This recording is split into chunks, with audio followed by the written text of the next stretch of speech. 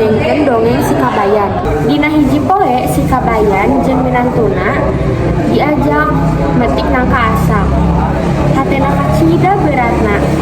Manehna nyanggupan kana pamenta mertuana. Tuluy init katangkal nangka di sisi walungan nu batangna nyimpang luhureun walungan. Sasampaina di dinya si Kabayan nyokot nangka nu geus kolot jeung gede. Tapi lantaran nangkana jeung gede teuing manehna teu bisa ngangkat.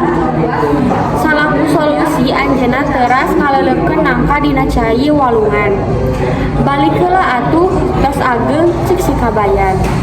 Kanangka sabot tepi imah masuana bingung ningali si Kabayan balikna kosong kusabab penasaran manehna nanya kana si Kabayan, nangka teh mana nu dipeta teh kumaha meunang nangka ngarti bro badag jeung ngotot deui jawab si Kabayan.